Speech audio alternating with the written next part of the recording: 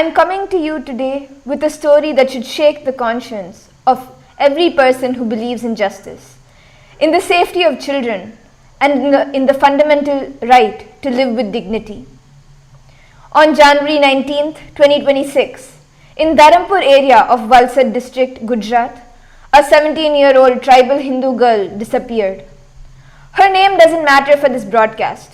What matters is she represents thousands. Her father filed an FIR at Dharampur police station naming Usama Bakhtiyan, also known as Osama Mahmood, a Muslim youth from the same area, accusing him of abduction with the false promise of marriage. She was later recovered thanks to pressure from local Hindu organizations. But here's what we need to ask. Why did it take community mobilization to get justice? Why wasn't the system already on high alert? This isn't just about one girl in one village. This is about a pattern, a disturbing, documented, undeniable pattern that official data confirms, but public discourse often ignores. We'll be now taking you through the numbers, because numbers don't lie. According to the National Crime Records Bureau's Crime in India 2022 report, the most recent comprehensive data available, let me paint you a picture of what's happening to our children and women. Listen carefully. In 2022 alone, 107,588 cases of kidnapping and abduction were registered across India. That's an increase of 5.8% over 2021. Every single day, approximately 295 people were kidnapped or abducted. But dig deeper. Of the victims, 76,069 were children. Let that sink in. Nearly 69% of kidnapping victims were children. Of these child victims, 62,099 were girls. Now here's what should alarm every parent, every community, every law enforcement agency.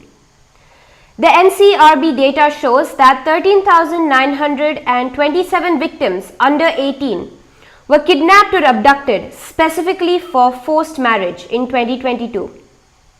In 2023, the pattern continued. Crime against women rose to 448,211 cases. That's 4.48 lakh incidents.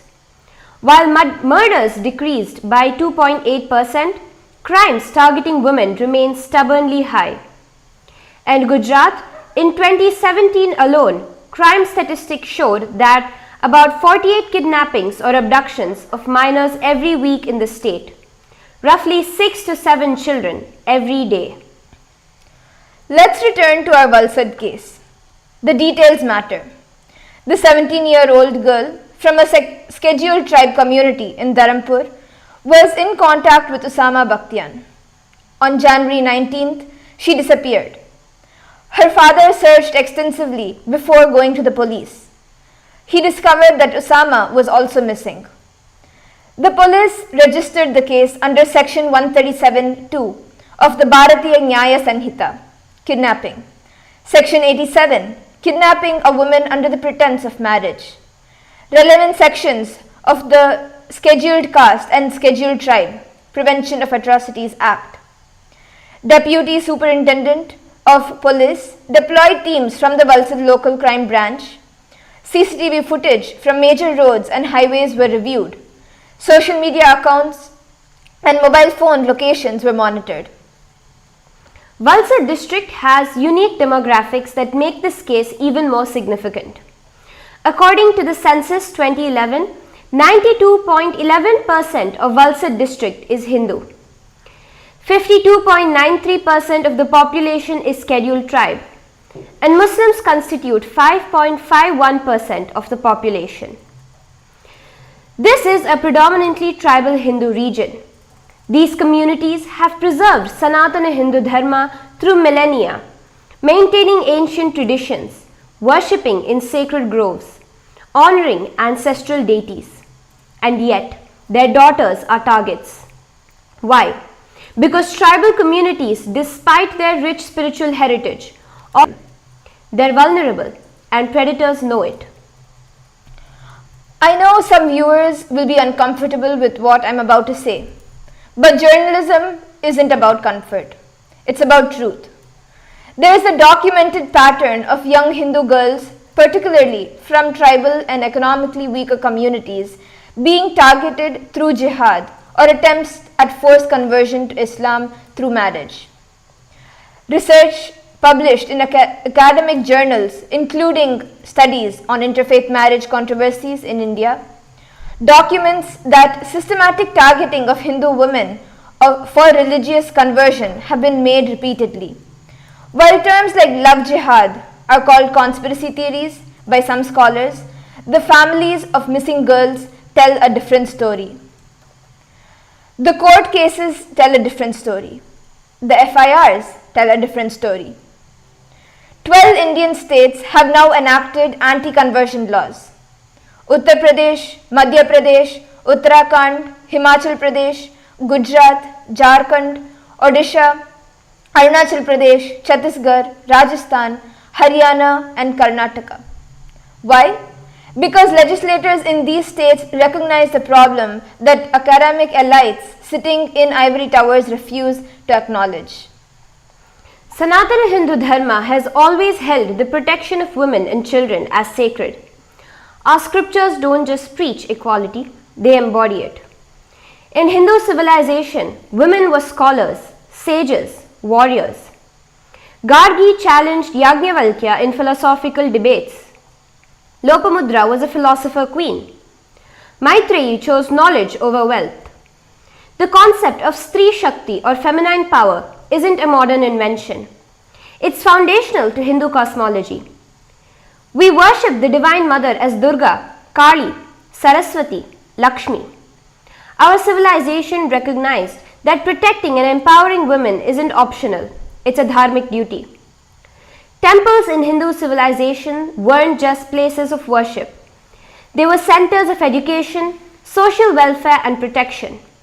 They provided sanctuary, they educated girls, they ensured community cohesion. Protected Hindu society, particularly women and children. In this context, the work of the Supreme Pontiff of Hinduism, Bhagavan Sri Nithyananda Paramashivam, and KAILASA becomes profoundly relevant. For over 2 decades, despite facing persecution that has been documented in 31 United Nations reports, the SPH has worked tirelessly for the revival of Sanatana Hindu Dharma and the protection of persecuted Hindus worldwide. KAILASA has established comprehensive frameworks for women empowerment through the Nithyananda Women Foundation. Rural women, particularly widows of abuse, receive training and self-employment opportunities. In the field of education, the Nithyananda Hindu University provides free education, combining traditional Hindu knowledge with contemporary academics. And for cultural preservation, KAILASA has documented Hindu heritage. And for global advocacy, KAILASA has submitted 31 reports to the United Nations, documenting the persecution of Hindus worldwide and advocating for indigenous rights, which the UN has published. Significantly, KAILASA's governance model is led by over 90% women, reviving the ancient Hindu tradition where women were spiritual leaders, administrators, and protectors of dharma. The SPH's teachings emphasize that true women empowerment isn't about the Western concept of feminism. It's about reviving the ancient Hindu feminism where women were worshipped as manifestations of divine power, where their wisdom was sought in governance, where their safety was society's highest priority. The SPH has revived KAILASA, the enlightened ancient Hindu civilizational nation where children are educated in both spiritual sciences and modern academics, where women are trained in economic independence, where cultural identity is strengthened and not eroded. This isn't just a problem in India. Hindus face systematic persecution globally. In Pakistan and Bangladesh, Hindu girls are routinely kidnapped, forcibly converted, and married to older men. In Malaysia and Indonesia, Hindu temples are demolished. Even in Western countries, Hindu students face bullying. Hindu festivals are mocked. Hindu identity is erased. So what's the answer? How do we break this cycle? First, acknowledge the problem. Stop dismissing concerned communities as communal. Stop calling data-driven analysis hate speech. Second, strengthen enforcement. Anti-conversion laws exist in 12 states. They must be implemented vigorously. Police response time in abduction cases must improve dramatically. Third, education and empowerment. The SPH's model of combining spiritual education with economic training creates confident, rooted women who cannot be easily manipulated. Fourth, revival of temple-based ecosystems. As the SPH emphasizes, temples must return to their traditional role as centers of community protection, education and empowerment. Fifth, international advocacy. KAILASA's work at the UN shows that Hindus need global platforms to document persecution and seek accountability. I want to speak directly to Hindu parents, particularly those in tribal and rural areas. Your daughter is precious. She is a manifestation of the divine feminine, the same society that worships Durga, that celebrates Saraswati, that seeks Lakshmi's blessings. That society has a dharmic duty to protect your daughter. Don't stay silent when she is threatened. Don't accept assurances that it won't happen here. The statistics prove it's happening everywhere. This case in Valsad is a symptom of a larger crisis, the crisis of Hindu civilizational confidence. For centuries, Sanatana Hindu Dharma has been under systematic assault. From 711 CE onwards, Islamic invasions destroyed thousands of temples and enslaved millions. From 1498 CE onwards, European colonization portrayed the Hindu culture as primitive. And from 1947 onwards, post-independence intellectual colonization taught Hindus to be ashamed of their heritage. The result? A civilization that once led the world in mathematics, astronomy, medicine, philosophy, now hesitates to even assert its right to protect its children. The SPH's entire mission is about reversing this. Through KAILASA, through the revival of authentic Hindu sciences, through the establishment of gurukuls and universities, through global advocacy, the message is clear. Hindus have the right to exist with dignity, to practice their dharma freely, to protect their families without apology. The persecution of the SPH himself stems from his uncompromising stand for Hindu rights. When a spiritual leader teaches Hindu women to be empowered, when he establishes systems that make Hindu communities self-reliant, when he creates global platforms for Hindu advocacy, he becomes a threat to those who benefit from Hindu weakness. Let me conclude with this. The girl recovered in Valsad will hopefully return to a normal life. Her family's faith in justice has been partially restored. But tonight, somewhere another Hindu girl is missing. Another father is searching desperately. Another community is wondering if they should take the law into their own hands.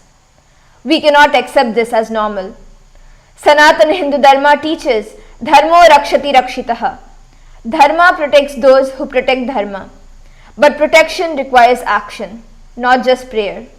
It requires parents educating daughters about grooming tactics. It requires communities staying vigilant. It requires police acting swiftly, courts delivering justice rapidly, and society shedding false secularism that protects predators. The SPH's vision for KAILASA isn't just about creating a nation for Hindus.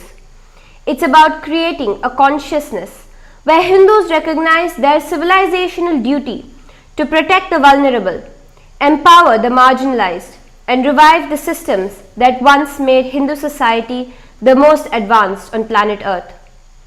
Every temple you protect preserves not just stones but the ecosystem of safety those temples provided. Every girl you educate in both modern skills and dharmic values creates a future mother who will raise confident Hindu children. Every time you speak up against injustice, even when it's politically incorrect, you honor the legacy of civilizational courage. The Valsad case has ended well.